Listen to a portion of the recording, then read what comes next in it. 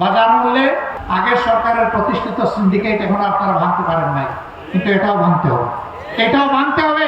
যদি হাত বদল হয় থাকে, তাহলে নতুন যে হাতে আছে ওই হাত অবশ করে দেন। কোন দুশ্মনের হাতে আর বাংলাদেশের ইজারা আমরা দিতে চাই না।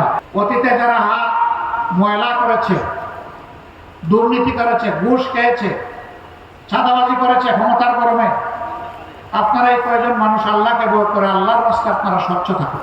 জায়গায় জায়গায় এখনো বেশিরভাগের দূষণরা বসে আছে।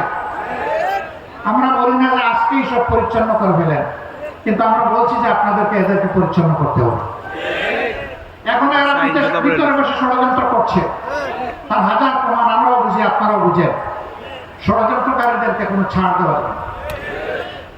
যারা অন্যায় অপরাধ করেছে তাদেরকে অবশ্যই বিচারের আওতায় আনতে হবে, ন্যায় বিচার নিশ্চিত করতে হবে। আমাদের উপর এরা জুলুম করেছিল, অবিচার করেছিল, আমরা ওটাও চাই না যে তাদের উপর জুলুম করা হোক, জেনে তেনে বিচার করা হোক। আমরা চাই স্বচ্ছ বিচারের মাধ্যমে তাদের পাওনা তাদেরকে বুঝিয়ে দেওয়া। ইনশাল্লাহ তাদের পাওনা তারা পেয়ে গেলে আমরা আশা করি যে জীবনের স্বাদ তাদের মিটে যাবে ইনশাল্লাহ। আগে যে মানুষকে নিয়ে তুচ্ছ তাচ্ছিল্য করতো, মানুষের জীবনকে যে কোনো মানুষের জীবন মনে করতো না, তারা যেন সেটা বুঝতে পারে, এরকম শাস্তি তাদের হওয়া উচিত। আমাদের ভিতরে অস্থিরতা নাই যে আজকেই নির্বাচন করে গদিতে বসতে হবে, কারণ এই গদি আল্লাহ যদি আমাদেরকে দান করেন, এটা আমাদের জন্য বিরাট এক পরীক্ষা হয়ে বোঝা হিসাবে আমাদের ঘাড়ে আসে। সুতরাং গদি কোনো সুখের জিনিস নয়, গদি আল্লাহর পক্ষ থেকে আমানতের বিষয়। 2 নম্বর হচ্ছে 17.5 বছরে যে জঞ্জাল সৃষ্টি হয়েছে, এই জঞ্জালের কতিপয় দিক এমন আছে যে এটা পরিচ্ছন্ন না করলে একটা সুষ্ঠু নির্বাচন কোনোভাবেই সম্ভব নয়। আমরা জেনে তেন কোনো নির্বাচন চাই না, আমরা একটা সুষ্ঠু নির্বাচন। আমরা আবার লাঠি, মাসুল এবং মানি প্রভাবিত কোনো নির্বাচন আমরা চাই না। বাজার মূল্যে আমরা জানি আগের সরকারের প্রতিষ্ঠিত সিন্ডিকেট এখন আপনারা ভাঙতে পারেন নাই, কিন্তু এটাও ভাঙতে হবে। এটাও ভাঙতে হবে। এই ভাঙনে আমরা আপনাদের সাথে থাকবো, আপনারা উদ্যোগ হন।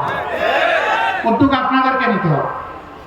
যদি হাত বদল হয় থাকে, তাহলে নতুন যে হাতে আছে ওই হাত অবশ করে দেন। এরা জনগণের দুশ্মন। কোন দুশ্মনের হাতে আর বাংলাদেশের ইজারা আমরা দিতে চাই না।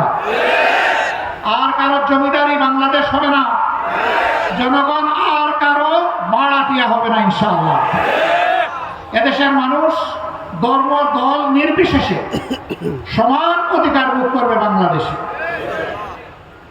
আমরা সেই বাংলাদেশ দেখতে চাই ইনশাআল্লাহ। কোরআনের ভিত্তিতে যে দেশ হবে, সেই দেশে মা বোনেরা ইজ্জতের সাথে থাকবে।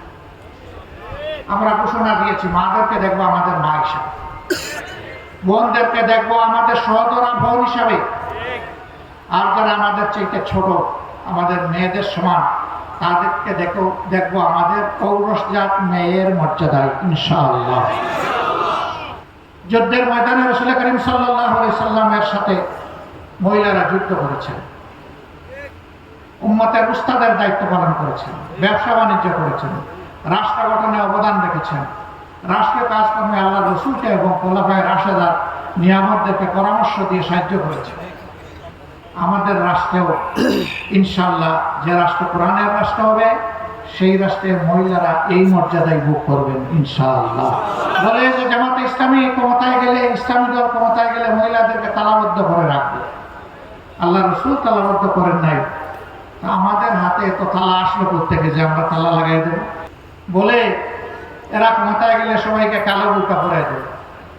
বোরকা কালো পরবে নাকি বড় চাদর পরবে, না জিলবাব পরবে, নাকি অন্য ধর্মের মেয়েরা তারা তাদের মতো ড্রেস পরিধান করবে, রাষ্ট্র তাদের উপর এটা চাপিয়ে দেবে। তবে রাষ্ট্র ভালোর জন্য উৎসাহী।